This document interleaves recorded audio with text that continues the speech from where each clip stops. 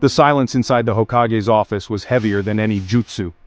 Tsunade stared down at the torn intel scroll spread across her desk, handwritten notes, Zetsu's signature, and a single sentence that made her blood run cold. "He's still alive! The Akatsuki raised him!" Shikamaru was the first to speak. "This changes everything. If they have Naruto, the Nine Tails, and he's been trained under them, we're not facing a weapon, we're facing something worse. A soldier with a purpose." Far away, deep in the ruins of an abandoned Rain Village outpost, Kuro meditated beneath dripping steel beams, memories clawing at the edges of his mind like broken glass. Kurama whispered again, not with anger, but with concern.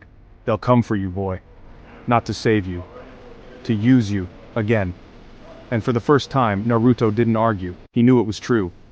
He had seen it in Sasuke's eyes, pity masked as justice. Pain's philosophy still haunted him, that peace must be forced through pain. But lately, Kuro had been dreaming again. Flashes of Iruka. Of ramen shops. Of laughter. Were those implanted memories? Or his own? But this wasn't the time to hesitate. The Akatsuki had a new plan. One Kuro had only just learned of. They didn't want to just capture the tailed beasts.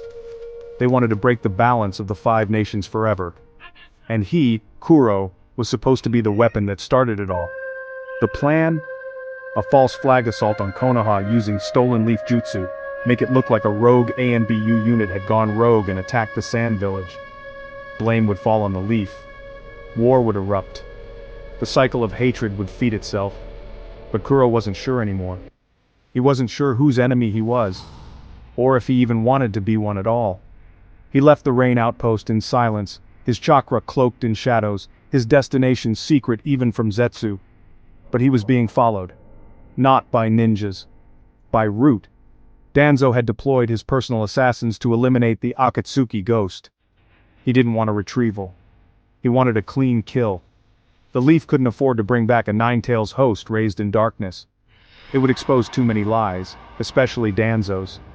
When Kuro was ambushed in the Valley of Mist, it wasn't a fair fight. Dozens of Root shinobi struck in perfect silence, blades tipped with toxins, shadow clones exploding into smoke traps, ceiling tags designed specifically for Jinchuriki suppression. Kuro didn't speak. He didn't scream, but he just moved.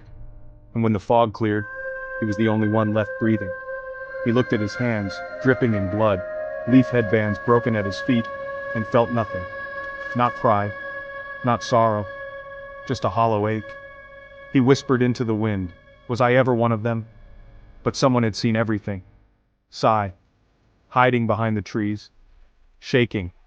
He drew his ink scroll and began to run.